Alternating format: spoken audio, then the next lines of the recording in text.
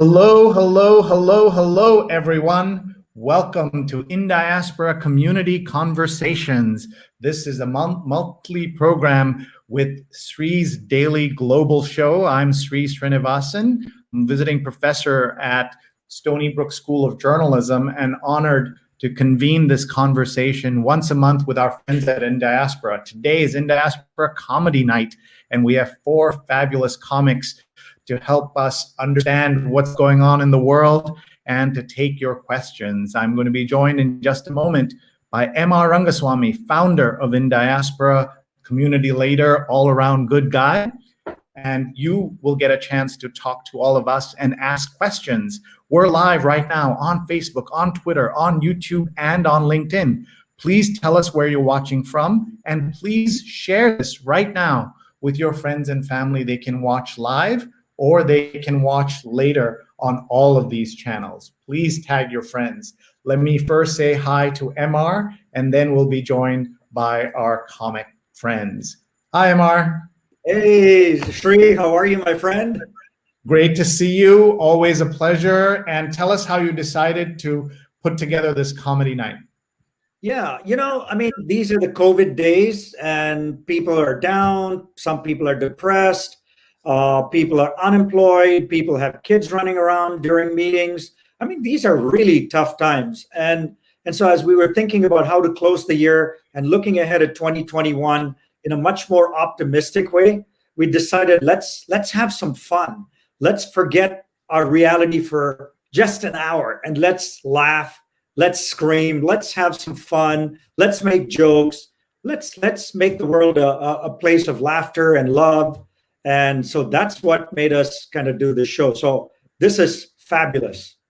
So I'm thrilled that we can work together. We do this every month where we pick a topic and get to show off the amazing convening power of Indiaspora. Let's take a minute and tell everyone who's new about Indiaspora. Yeah. So again, the whole year has been crazy for us as well. Everything went online. So we had a big forum planned that went virtual. We had a philanthropy summit planned that went virtual. The good news was we could get a lot of speakers. The bad news was we couldn't meet anybody in person.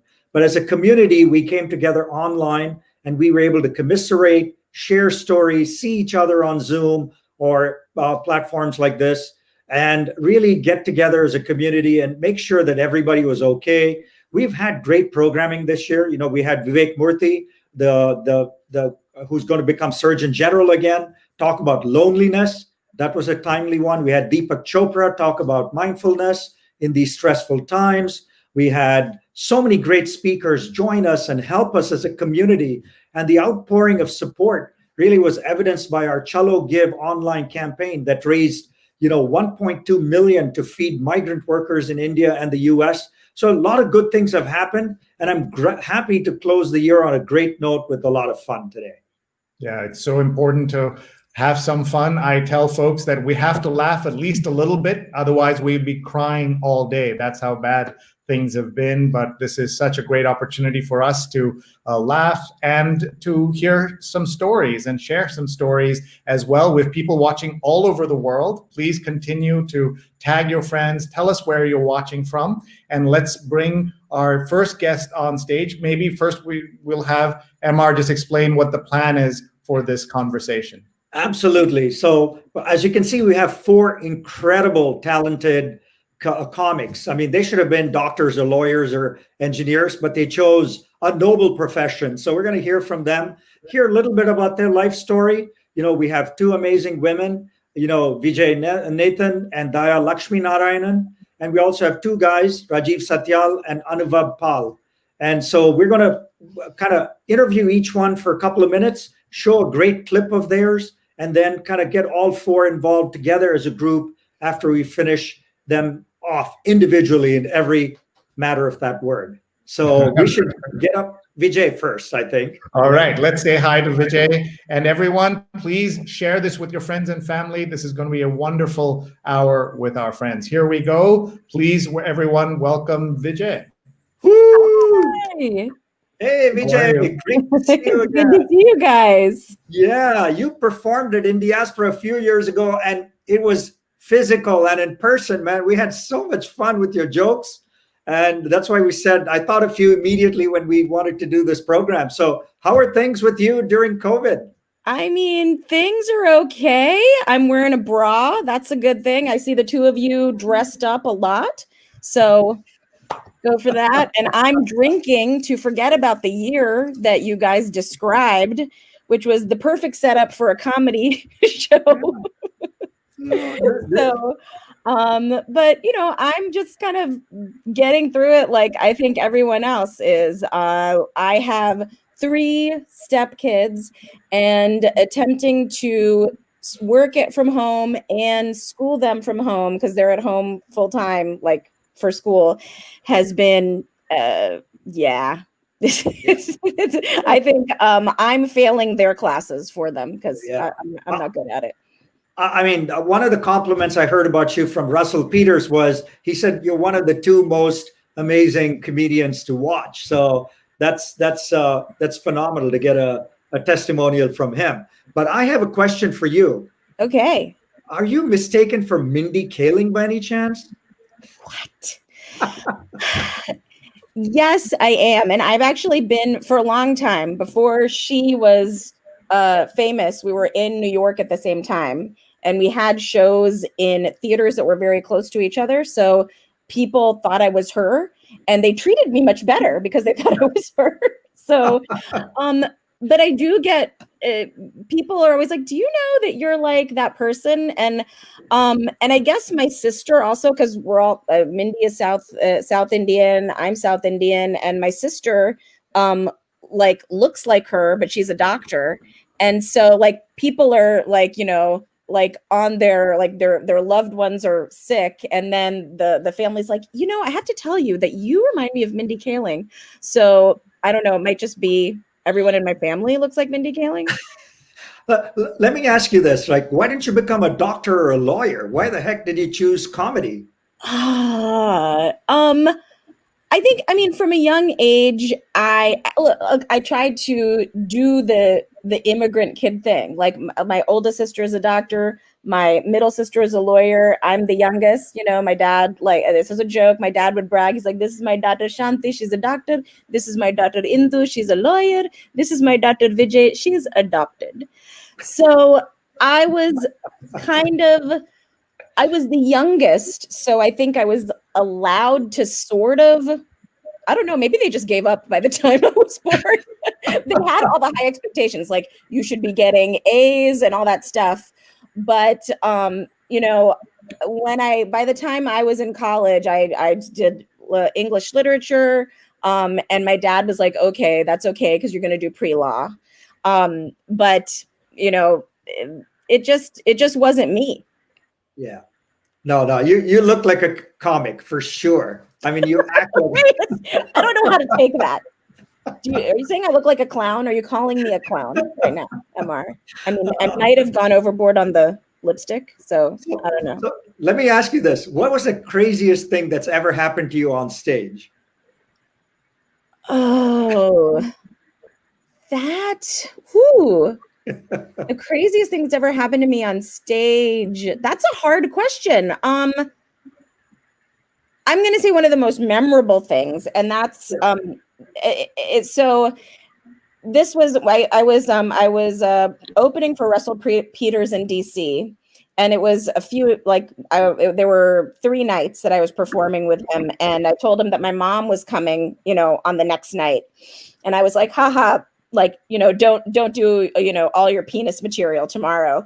And Russell, he has that material, but he also, I mean, he doesn't normally talk about that. He always talks about, you know, travel and his experiences with other cultures. And the night that my mom came, he's like, oh, your mom is here. And he spent an hour on his small penis. So I would say that's one of the most memorable. Well, another time was when I was performing at the DC Improv, and Dave Chappelle just dropped by at the end of, like, you know, he wasn't the headliner. He just showed up, and he did an hour after the headliner was done. And my parents were there, and my mom was just like, my parents, they were always the UN of comedy. Like, they would come to every show and they would insist on meeting, like, every person. And he had just been talking about, getting some women after the show. And I just was like, oh my God, my mom is, saying, you did a very nice job. No, that's great. So I know today we dispensed with a live show because it's so hard on these platforms to do, but we got a clip that we're going to show. Set it up for us. What transpired there? Well, this clip is, it is from a longer show, and it's from a piece that I did for NPR's Snap Judgment. And it really, I wanted to do this story talking about growing up as a repressed Indian American in a very sexually repressed household. So I think that sets up the clip. Okay, great. Let's roll the clip. My parents are from Tamil. Oh, that's not me. When I was little, I loved riding in the car with my mom because she always let me control the radio. Whenever my dad drove, we had to listen to the news. But when it was just me and my mom, that station wagon was my personal disco. And I became Madonna.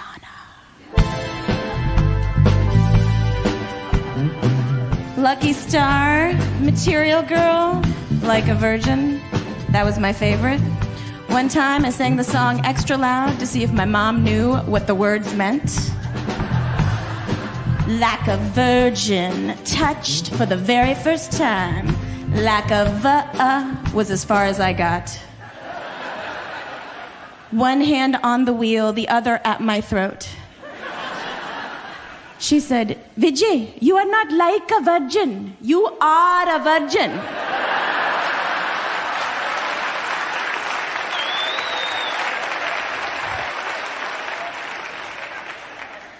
My sisters and I weren't allowed to talk about or think about sex. According to my mom, sex is only for the Americans. Indian girls had rules. 1, no haircuts. Long hair is traditional and must be braided at all times. Loose hair means you're wild or a witch. 2, no tampons. They're only for prostitutes.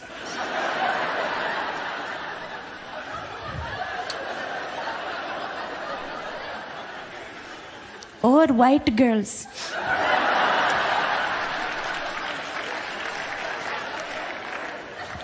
3, no boys. They're only for prostitutes. Or white girls.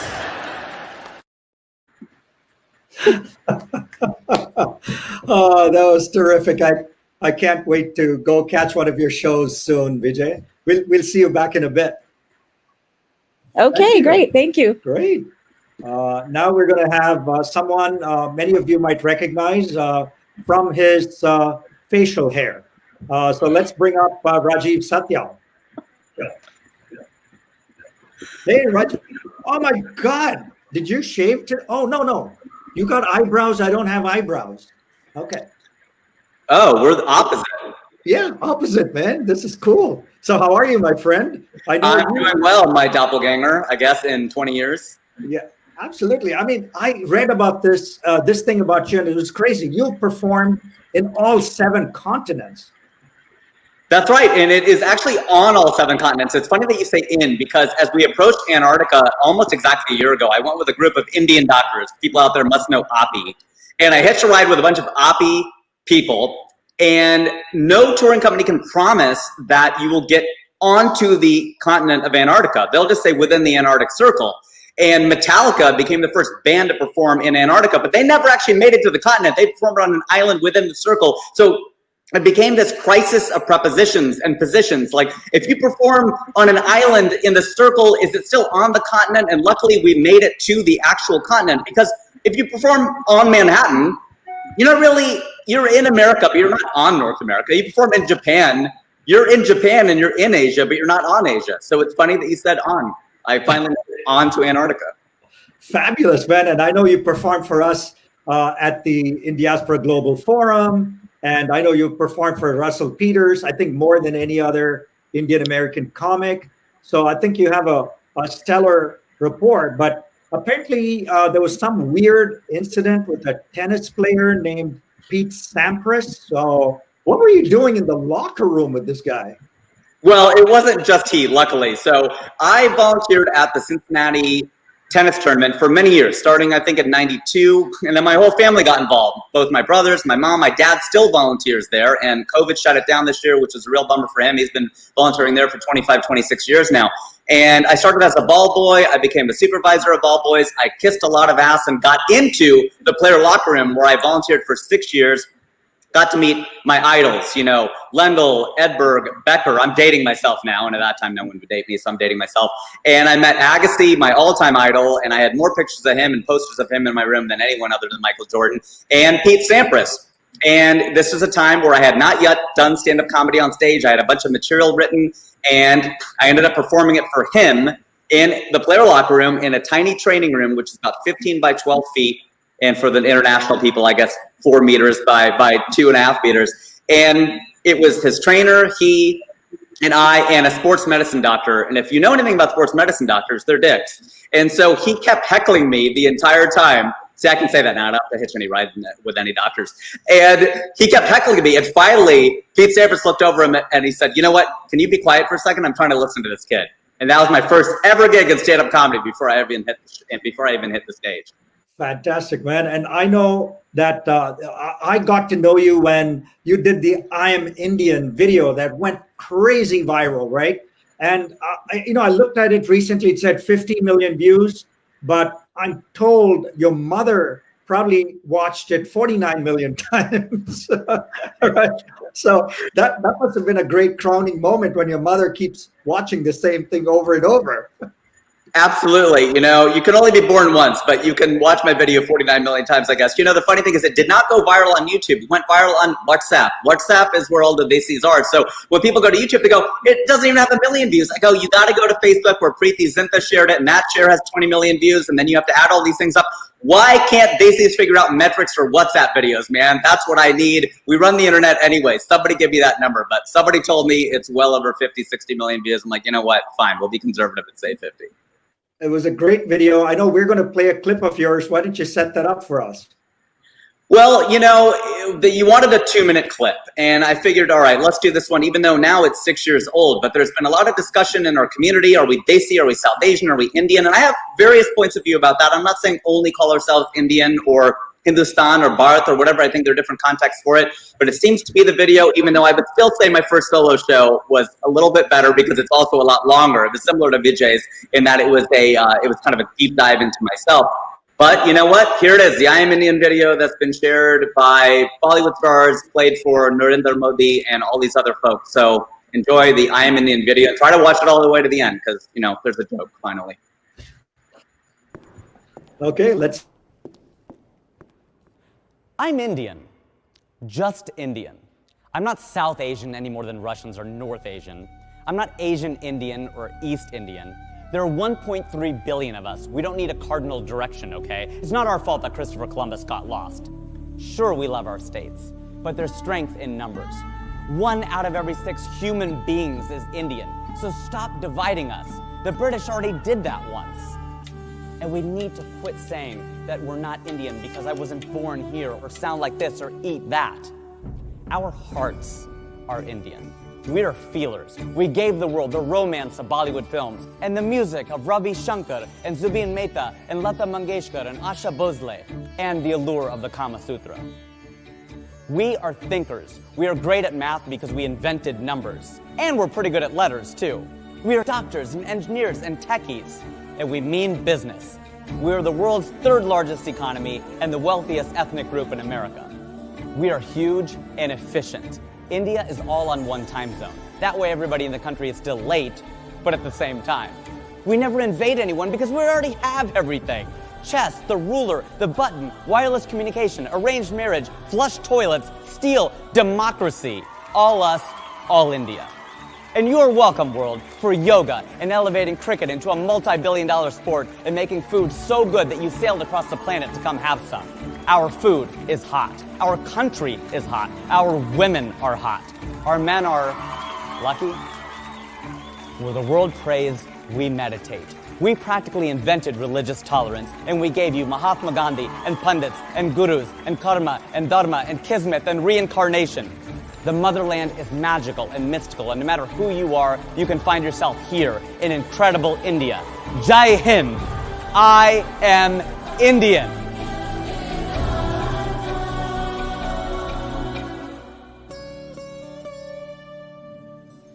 And I'm late. Told you I was Indian.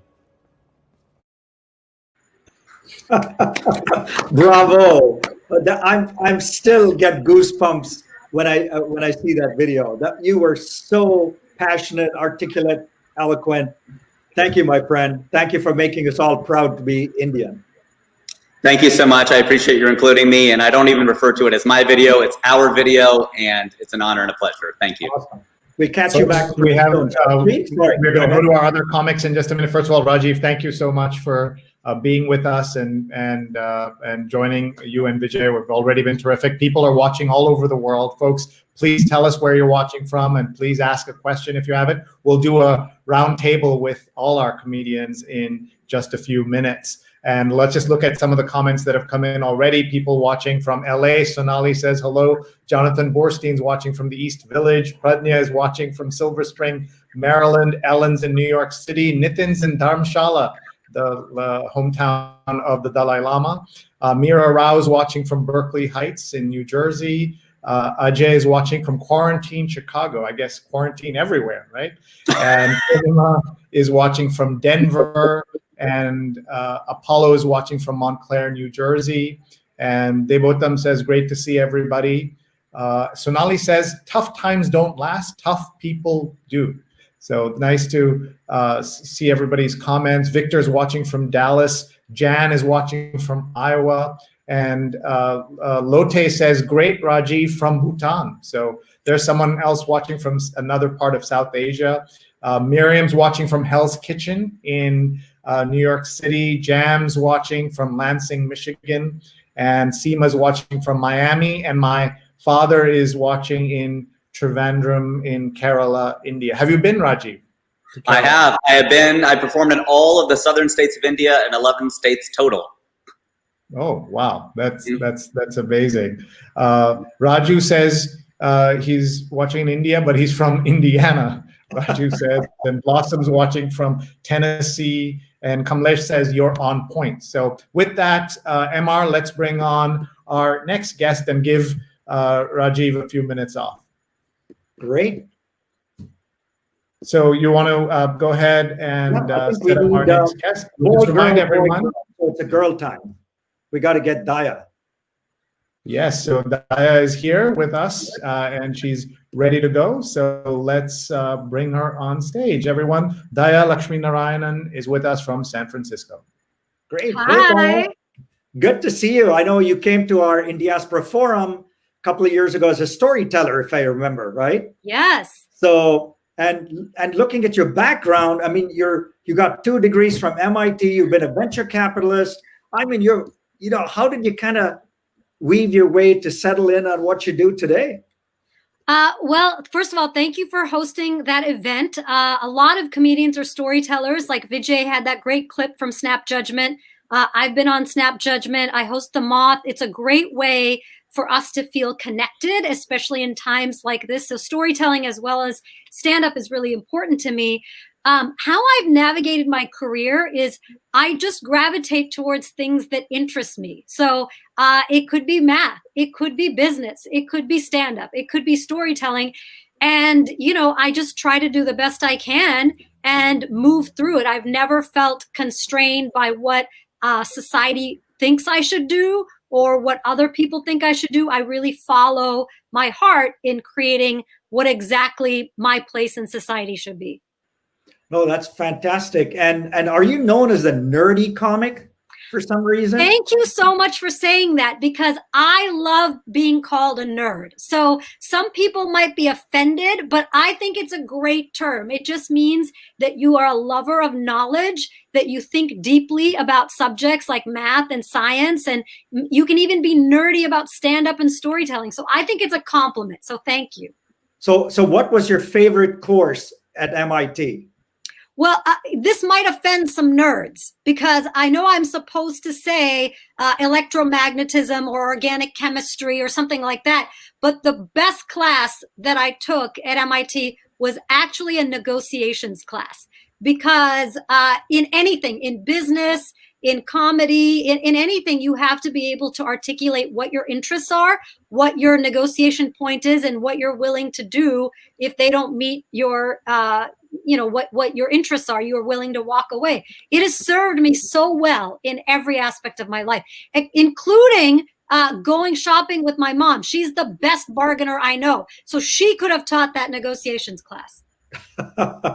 That's great. And maybe that's an opportunity for you to co-create and co-teach something, in the future. I remember one time there was a sign that specifically said, "We will not take items back," because it was like a used CD store, and I was a kid, and my brother and I bought the CD, and it skipped it or had a scratch, and my mom was like, "I'm gonna go return it," and I was like, no, please, you're embarrassing us. It says no returns. She not only got her money back, she got a free CD also.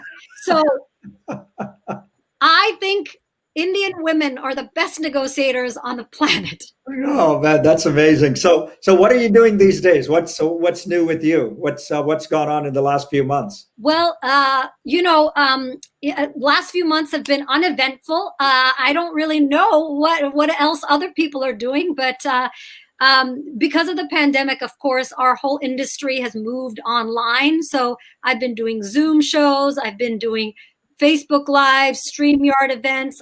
There were a few outdoor shows that I did because in California, the weather is nice. So I did some outdoor shows, but it's also the Moth has moved a lot of things to virtual. So I've been hosting the Moth online as well.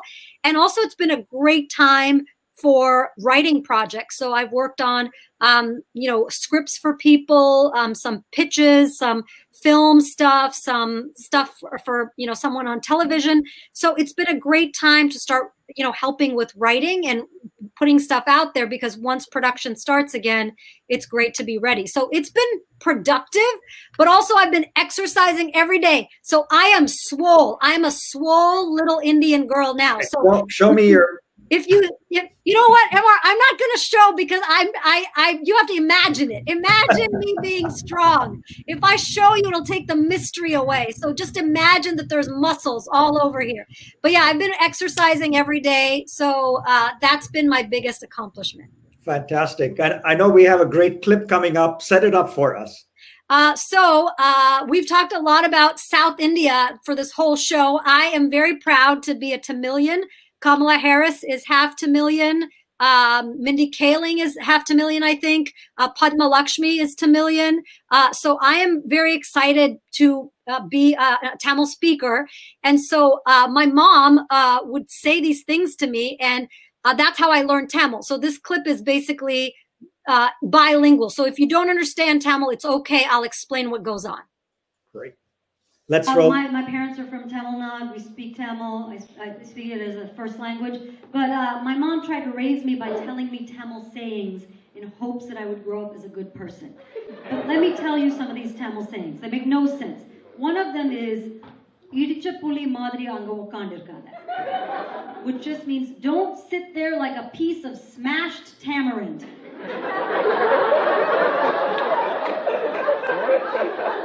I don't even know what a piece of unsmashed tamarind is supposed to do. Is it more lively? Like what? And there's another saying, "Arasamarama sutti adivaitla kaivacha," which means the lady wanted to get pregnant, so she went around some spiritual trees and then she touched her stomach immediately. That just makes me never want to go around trees again. I will stop hiking, okay? Is that birth control in Tamil Nadu? Here's my favorite, okay? This is when my brother and I wanted to be impulsive. My mom would be like, Nenecha nerupla mutram po mudiyadu.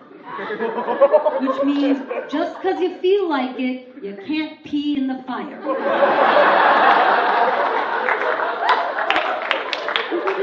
Is this some high honor in Chennai?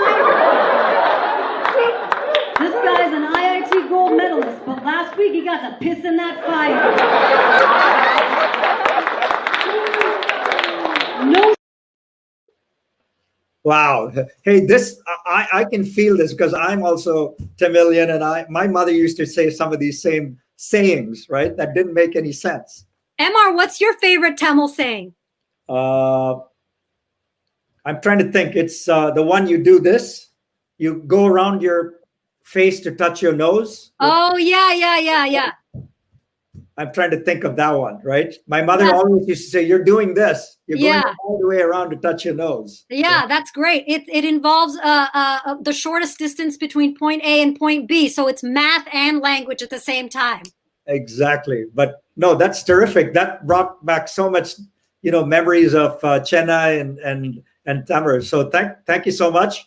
And we'll come back to you in a short while, Dhaya. Okay? Thank you. And here's Kambui says, I have tamarind at home getting the visual. And he's having a laugh. And Kambui also says, piss in the fire doesn't sound like fun. All right, Dhaya, we'll see you shortly. And let's come back and let's take a look at our final guest. You can introduce him for us, Emma. Yeah, hey, Anuvab Pal. All the way from India. He's actually virtually joining us. The other three comics are all in the US, on the United States of America, but Anubhav is virtually here. Let's welcome him. Sorry, hey, wait a minute. There's a typo there, my friend. It says Anuvab, not Anubhav. Did we screw up on the side? Sree screw this up or what? Not at all. Hi, MR. Hi, Sree. Before I start, I have to let you guys know it's 7 o'clock in the morning in Mumbai, where I am. And this lockdown has led to lots of people thinking that they're artists. So there's an Indian uncle in the house next to mine who's practicing classical music.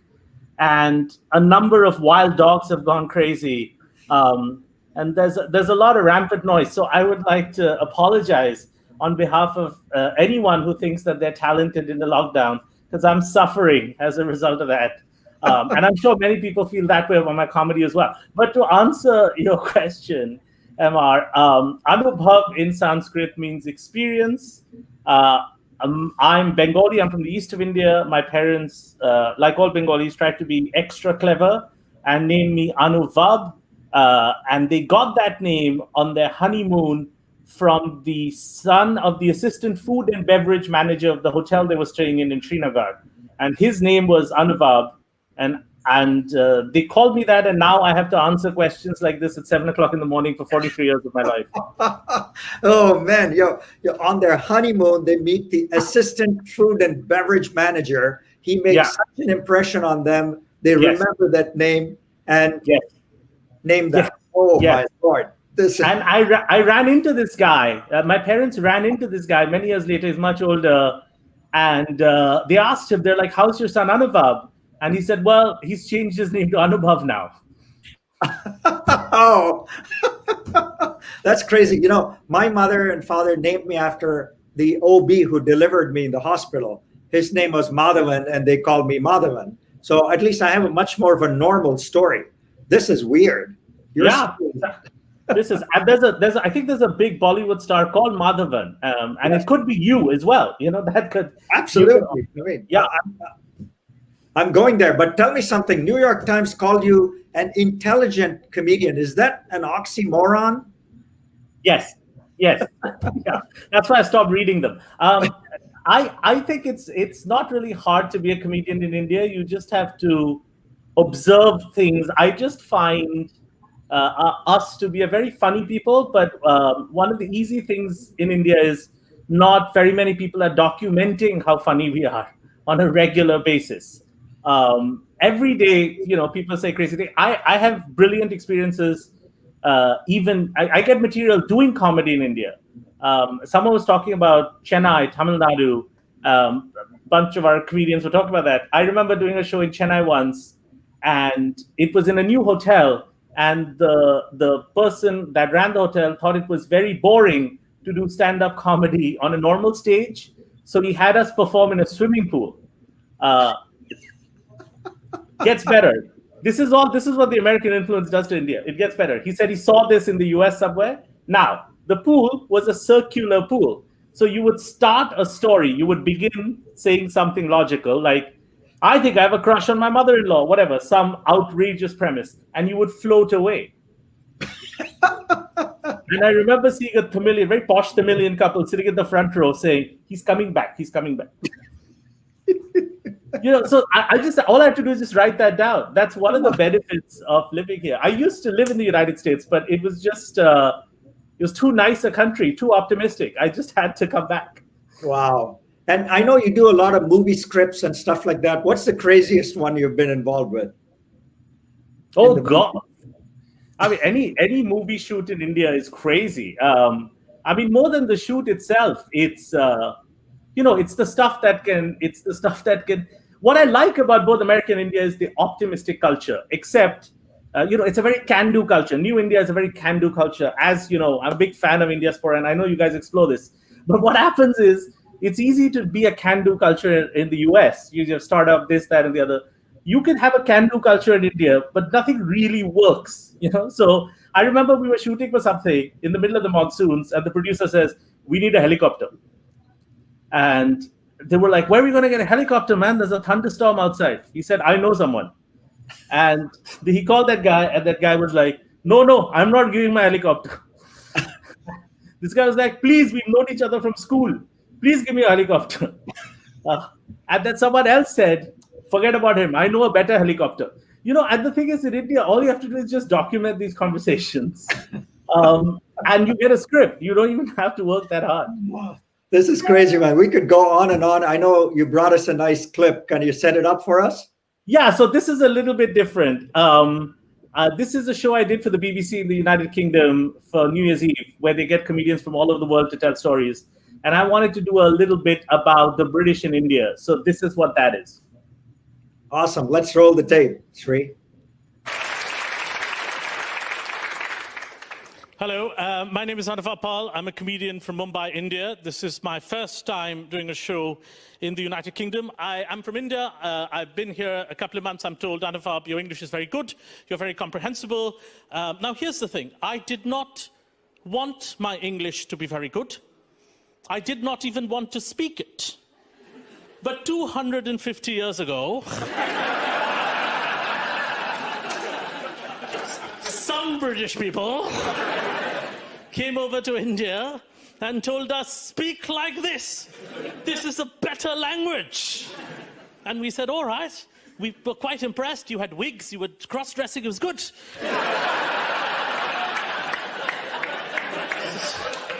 Fans of the empire in the house. And we were learning. You said, yeah, English is an easy language. Write down, Salisbury. He said, no, it gets easier. That was a hard one. Gets easier. Write down, Siobhan. It was going well. It was going fine. Suddenly, 1947, middle of the night, you guys just left. Just ran away. World's first Brexit.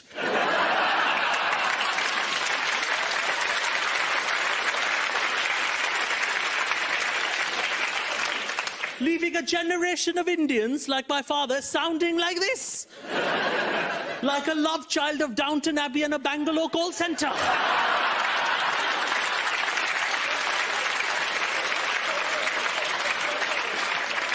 And we asked you, Britain, we said, what are we now in India supposed to do with this accent? You said, we don't know yet. But maybe in 60, 70 years, when your economy picks up, you've got that accent. When our credit cards don't work, you can answer our phones.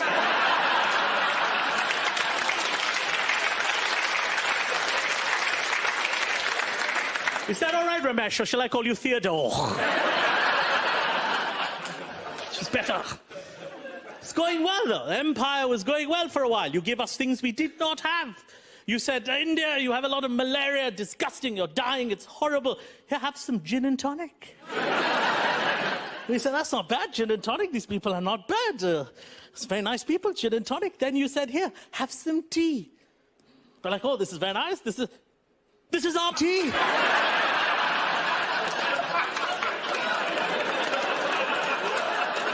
What kind of treachery is this?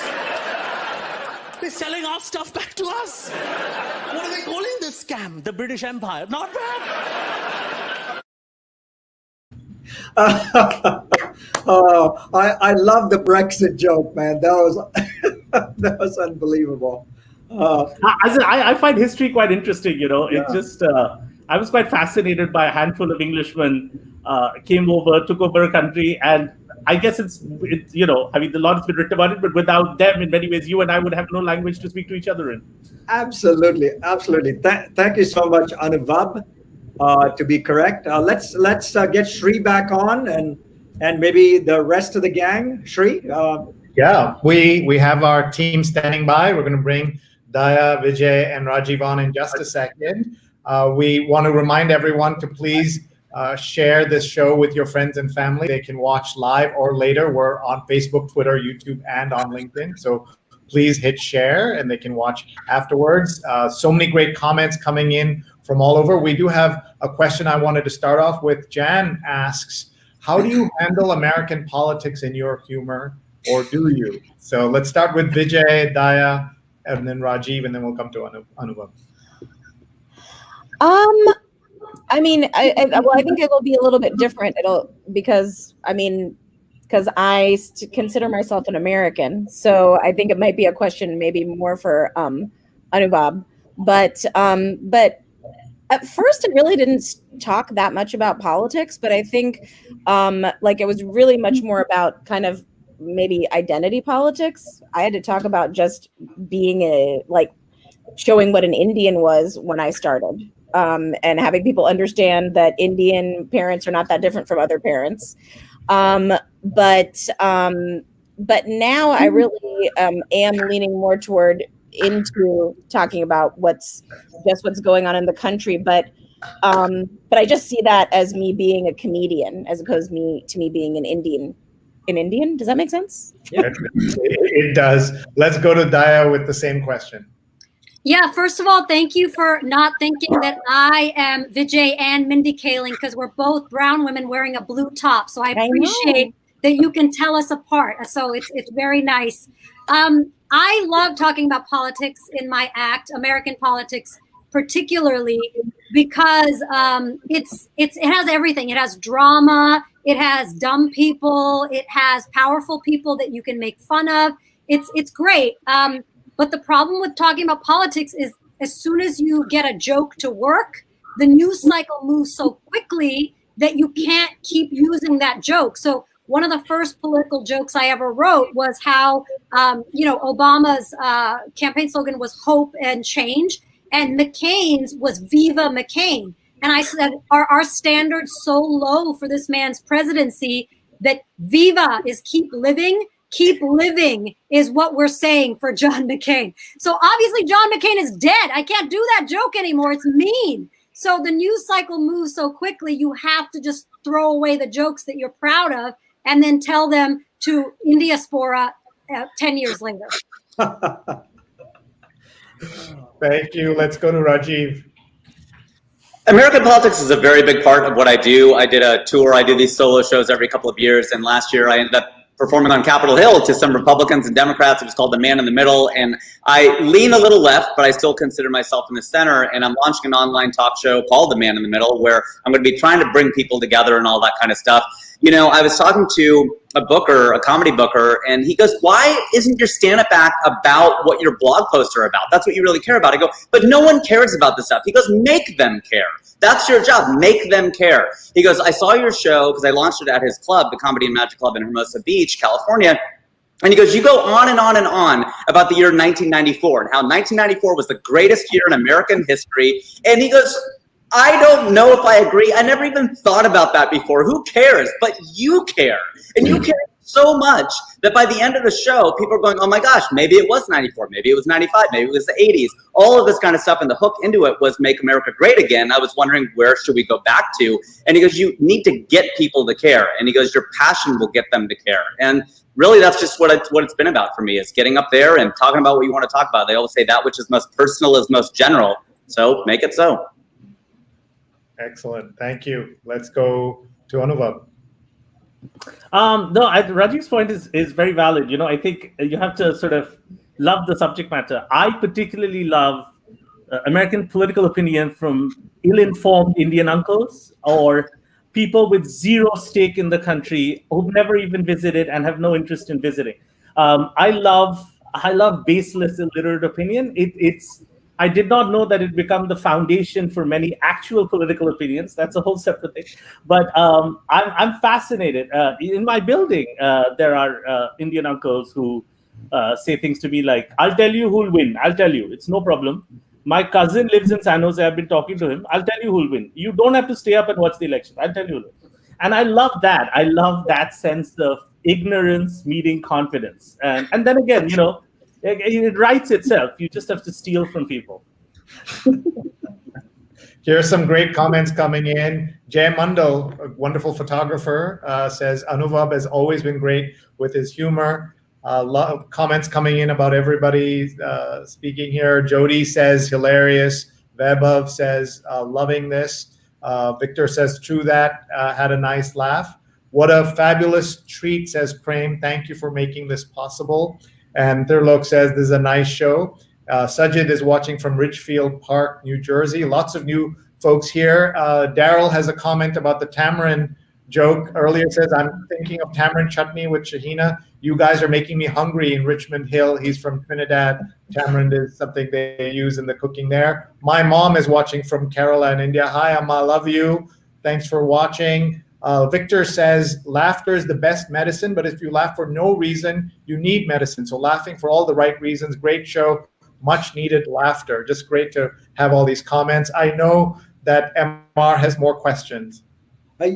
So during COVID, what are the creative things the four of you have done? Because it took away this whole great connection and personal interaction with audiences, you being on stage and super connecting with these folks. So what are some of the things you've been doing, interesting, creative things that made you a better comic? Whoever wants it. I mean, you don't have to go first, Vijay. You can let someone else take it. Yeah, go for it. Come on, guys, get creative. All right, there we go. We put Dhaya on this. Okay, great. Happy to do it. So, in March, the last show I did was as part of a tour of Irish comedians. And they had a dropout because the flights were canceled. And so they called me and they said, can you fill in? And I said, I'm not Irish at all, like no %. And they're like, but our prime minister is Indian. That was how they sold me on the show. So I did that show and it was great. And I'm so glad I did. That was the last show I did in March. And people were so happy. And then after that, everything moved online.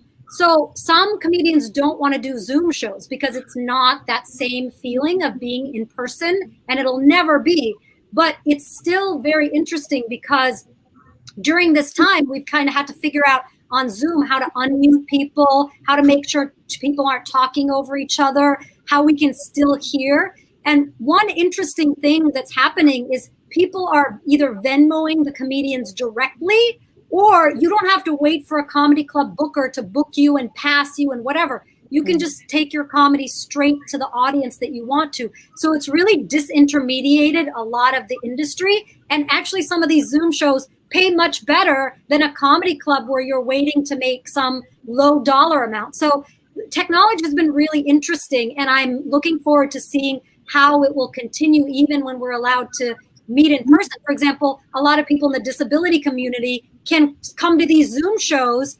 It's not, accessible to, people with hearing loss sometimes, but, people who are in wheelchairs who can't enter a comedy club because there's no ramp. So it's opened up to people who can't find a babysitter or who, don't want to go out at night. So I'm getting a new audience, and it's a really exciting way to leverage technology to be able to still perform. Right. Vijay? Oh, okay. Now me. I think that I mean I agree a lot of what Dhaya just said. I think one thing that I am really find fascinating is that I can do shows with and interact with people like today in different countries, and get engage with people that I would never be able to engage if I had to physically go there. So so that has been fantastic. And I think that like really trying to figure out as a performer, I get so much from having an audience just talk to me, or being in the room, or seeing how they're reacting, even like out of the corner of my eye. That informs me so much. And that is the hard part about performing into this void. So I'm really trying to figure out how do we make it better. Like I am working on trying to create something that's a little more interactive and a little more audience focused. So in my shows, and so that's one of the things that I'm working on, as well as I think everybody, as well as a podcast and a new show. So so doing all those things right now. Super. Rajiv? I love that. I echo a lot of what they said, and disintermediated is a great word and is about as long as Dhaya's last name. So that's really going to stay with me, that word disintermediated. That's totally true. I think to build upon that point, one thing that's such a challenge for comedians online, but the reason it still works is because even if you don't have the bandwidth necessarily, it's harder for singers and for dancers who can freeze and whatever else, but you know, they're still doing their thing. With comedy though, especially in a comedy club, if you saw Anuvab, he did this huge gig in Britain, and it's in a large theater, and a lot of us have had the privilege of performing in theaters with each other or without, but in a comedy club where you have low ceilings, everybody's eating the same onion rings, drinking the same beer, watching the same show. Even the bad seats are good because the comic cannot pick on you, or you're sitting in the front and you get picked on. Everybody's having the same experience. You take that to the Zoom virtual world, and their pets and their kids and their different bandwidth, and oh, I think they look like they're on a 27-inch iMac, and oh my gosh, I'm on this Microsoft Surface, and everybody's having a different experience, which is what makes it so hard. Well, we did our tour of India in 2013. We got one of the most insightful questions we ever had. This is Azhar Usman, Hari Kondabolu, and I still remember this.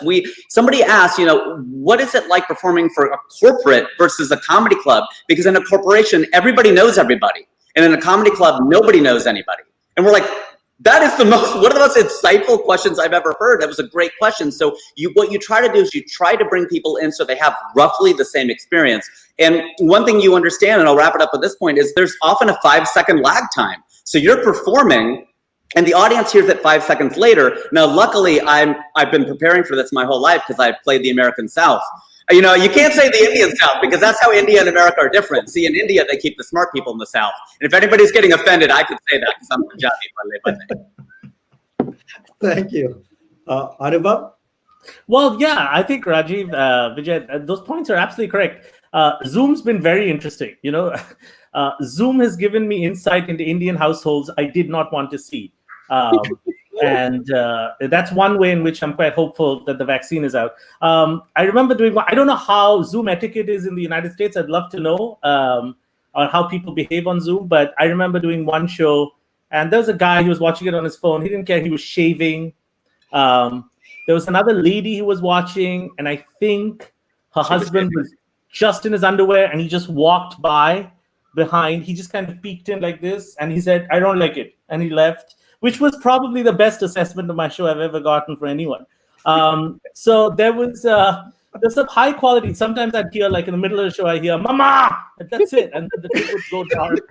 So I don't know if they died, So I'm assuming people in the United States who are paid money would maybe be a little more involved with Zoom. I don't know, but I've had it's really distracting. Because sometimes I get like petty jealousy. Because I'll be doing a show with some people and I'd be like, even a colleague, and I'd be like, that's a really nice house. She bought that with comedy? So some of that stuff happens. So it's Zoom's been really distracting. Indians don't even pay attention at their own wedding. How can you expect them to pay attention to a comedian? Like that's just the nature of this, information overload. So they're not going to pay attention no matter what. It's not you. The thing working on our advantage though is they can get away from their family. That's the only competition, right? The longer quarantine goes on, Dhaya, like it's better. Like this is our escape. So that's one thing working for us. I got a pet peeve I got to ask about Indians in general, right? We tend to Americanize the pronunciation of our names, and our friends in the Latino community make it clear. My name is Jose Rodriguez, whereas I don't see any of you kind of sounding those names exactly to be like how your parents would call you, right? So what's with that in our culture, Indian American culture? We don't go to the exact pronunciation of our names. Well, I mean, my parents can barely pronounce the word John. I had a friend named John, and they kept calling him Jan.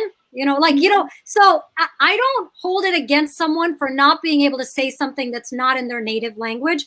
Also, my first name isn't Tamil. My first name is Sanskrit. So the actual pronunciation is Dhaya with an aspirated D, which does not exist in Tamil. So my people can't even say my own name. So I can't expect Americans who speak English to say Dhaya with an aspirated DH. So I figure if someone is doing the best they can, then I'm happy with that.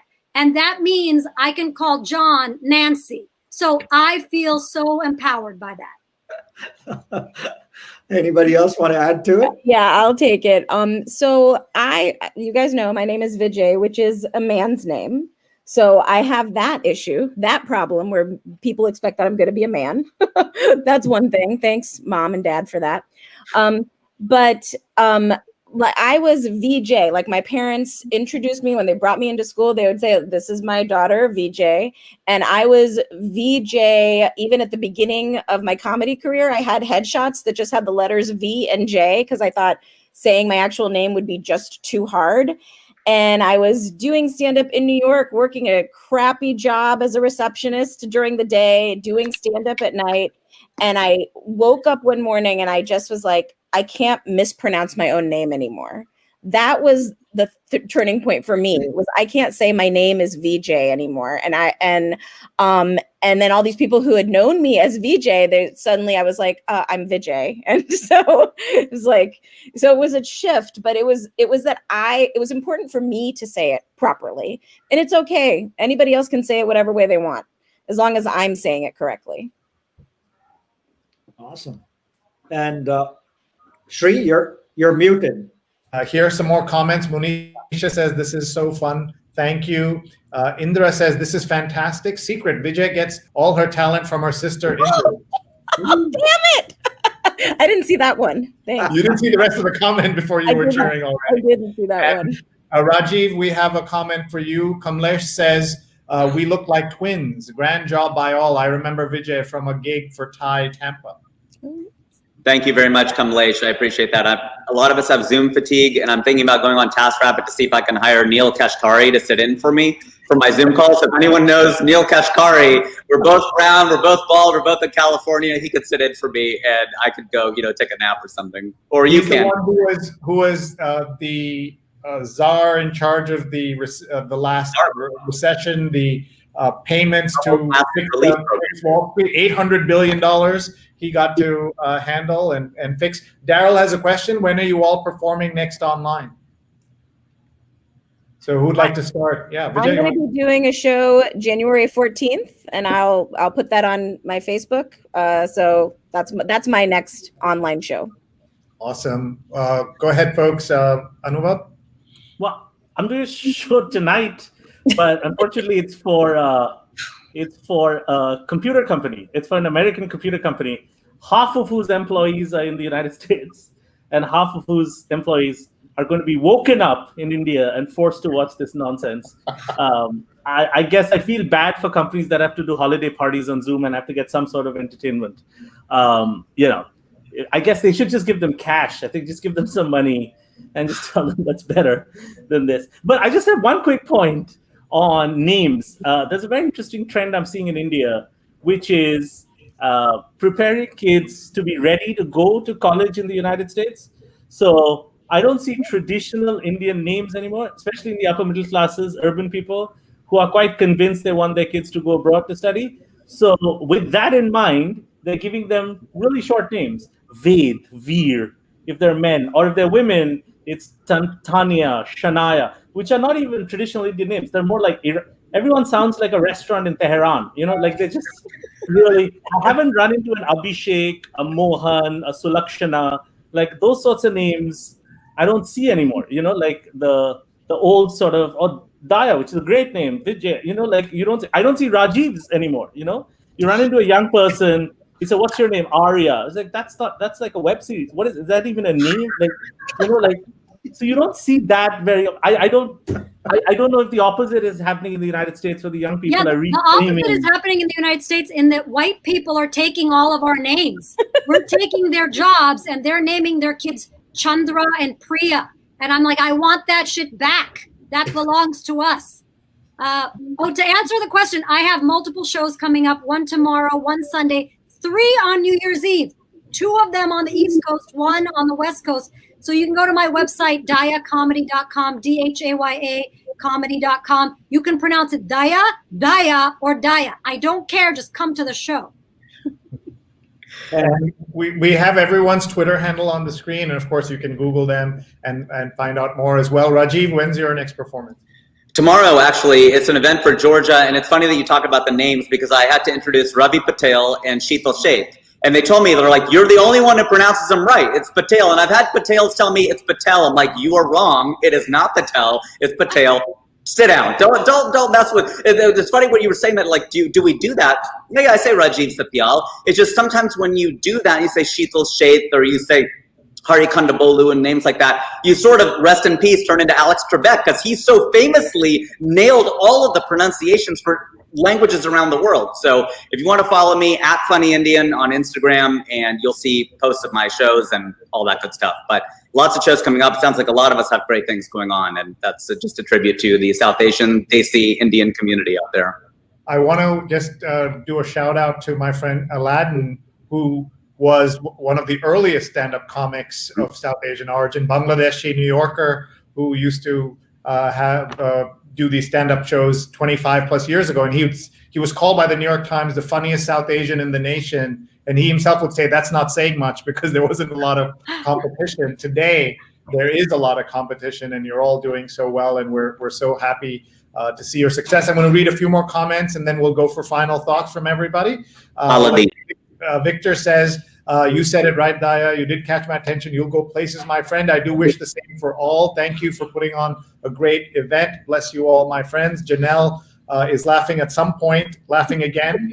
And Janelle has advice for Indiaspora and for me. I would capture those funny moments and replay them. And maybe we should put them together. Trilok says you are all great. And Rajiv, you should know that Apollo says Neil Kashkari is hot. So that's good for you to know. I'm trying to replace Rajiv with the Neils, so there you go. I guess our names are going away. So there you go. And Seema says, "Hey Vijay, great to see you after your show in Michigan. Rakshay Patra, you brought the house down." And Apollo also points out that he was a Federal Reserve governor. And Jody says you were all terrific. Rajiv performed famously at our Diwali event 5 years ago. Now, infamously or famously, I don't know why. Yeah, what do both mean? The infamous? Yeah, and then Daryl says, I guess my parents were ahead of the naming trend, calling me Daryl Ganesh Sukhdeo. And Murli says, MR, you call yourself MR, spell it out and insist people say the full name. Okay, say Madhavan Rangaswamy really fast.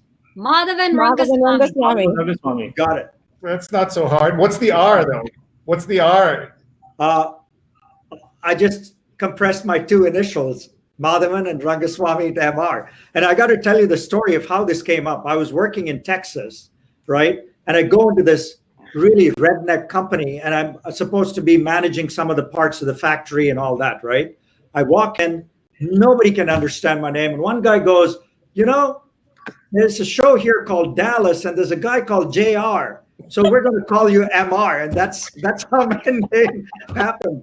Was at this company in Dallas, in Houston, where I was working. So I've known you for a decade. I have not heard that story before. It's a great JR story, man. Yeah. Yeah, that's right. Janelle is agreeing to some of you, and she's also still laughing. Lippy says, we're taking their jobs and they're taking. Lippy Roy, I love God, Lippy. Watch Lippy on all the news stations. She's the best doctor ever. Yeah, she is a great doctor on TV. And I'm just going to do a plug for our next episode of this show. For our other show that we run. We read the Sunday New York Times out loud like crazy people every Sunday at 8:30 a.m. Eastern time. We've been doing it for 5 years. And our guest is Lippy Roy, a fabulous doctor on MSNBC, NBC, and more. And she'll be with us 8:30 a.m. Eastern time. I know that MR will be sleeping at that time, will not be watching us live at that time. Let's look at a couple more comments, and then we will go for the final thoughts. Kamlesh is giving us a smiley face. And so articulate, so hilarious, spot on, terrific, encore, come back, make it happen. Wow. And this is an awesome show, entertaining program. This is just amazing. MR, you need a cowboy hat. And says Raj. And Shobha says, superb, hilarious, so much fun. Thanks, MR. And salute to these wonderful comedians. Love it. Oh my God, Lippy says, you made my day, week, and year. Laughter is the best medicine. Doctor should know that. And Victor says, love it. So let's go around for some final thoughts. Anuvab, we'll start with you. I'm just going to talk about the comments. These are such positive comments. I did a show in Bangalore recently for a senior citizens thing. And I don't think they had figured out like how to do the comments thing. And there was, I think the first comment was, is he bald? Like, I think they were having a discussion about me, but in the chat. And the other person said, he looks really old. And then somebody else said, is he the comedian or is he just a person talking? And I heard, while I was doing the show, there was a full discussion. It's early days of the pandemic, full discussion. These are well thought out, quite supportive, optimistic, articulate comments. So I'm just pleased that happened. Thank you very much, Anuvab. And everyone can find him on Twitter, Anuvab Pal, at Anuvab Pal. Thank you very much. Let's go to Vijay. Wait, what is the question? I've been drinking this whole time. So is this the final thought, like Jerry Springer? I hope I get the vaccine soon. I hope we all get the vaccine very soon so that we can hang out and hug each other. I don't know. That sounds really creepy, doesn't it? Yeah, I'm just looking forward to a little bit of an end to this, but keep on going, everyone. Thank you. Let's go now to Rajiv.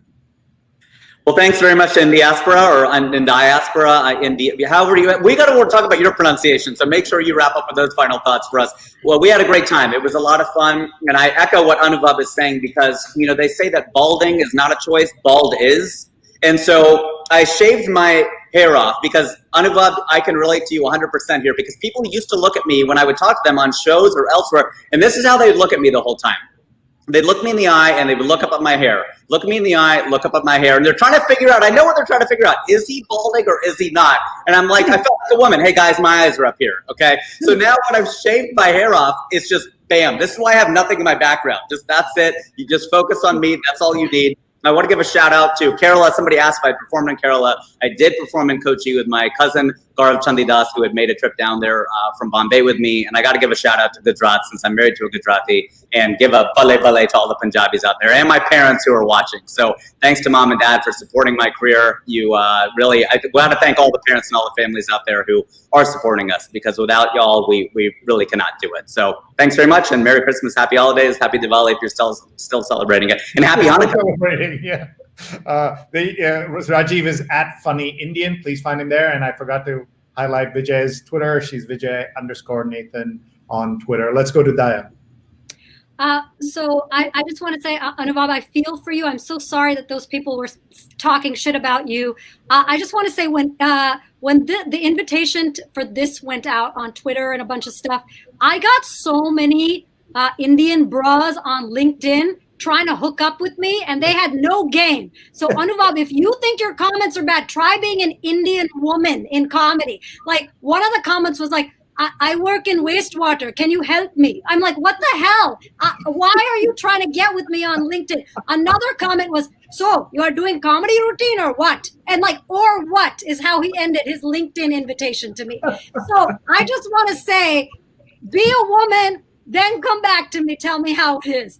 I also want to say, in honor of Lippy, I read the New York Times where I am like number 23 million in line for the vaccine. I don't have pre-existing conditions. I'm not a senior. I'm not a frontline worker. So if you can't get the vaccine, since everyone has agreed laughter is the best medicine, don't inject yourself with bleach. Please come to a comedy show. I don't know what it will do to prevent COVID, but I'm going to pass it off as medical advice. All right, you got a nice comment there as well, and Kamlesh sends a here too. Let's go to MR for some final thoughts, and then we'll let everybody get on with their day. I tell you, I knew we wanted some fun, we wanted some laughter, we wanted to laugh and forget what's happening out there in the world. And I think this show far exceeded that. And I think this means we got to bring you guys back next year to do kind of a recap of what happened in 2021. Hopefully that'll be much better. Maybe part of it is in person, maybe part of it is virtual, or maybe we all meet at the next Indiaspora. Rajiv, that's how we pronounce it, is Indiaspora. And we hope we'll have a forum and all you guys can come and all you guys can perform. So that is my New Year's resolution for next year. All of you come perform at our forum next year. So fantastic. You guys have been phenomenal. This was amazing. I'm still laughing. You can see I had such a great time. Janelle says, this is so good to see. We need more forums that show us in another light, instead of all the stereotypes we see. So that is just great. Ellen says, laughter is the best medicine. Hope to see you again. And Lippy says, Dhaya, if it makes you feel better, Dr. Fauci is like 300,000th in line, although Biden will move him up the chain. So wait, he's a doctor, he's the doctor, and he's 79, and he's only 300,000th in line? Then I must be 300 millionth in line. So go ahead, Raji. Hey, Sree, do you want to do a screenshot of all of us? Everybody look in the camera and you get a picture. So you get inadvertently, when we do screenshots, everybody's got their eyes closed. So let's do that. Okay, hold on 1 second. Give me 1 second. And we'll just say to everyone, thank you so much for being with us and for joining us. We really appreciate your time. And thank you, everyone. I'll just check if everyone's eyes are open, and they are, so that's great. And thanks, everybody, for watching. Please follow us on the various channels, and we'll be back again. Thanks very much, everybody.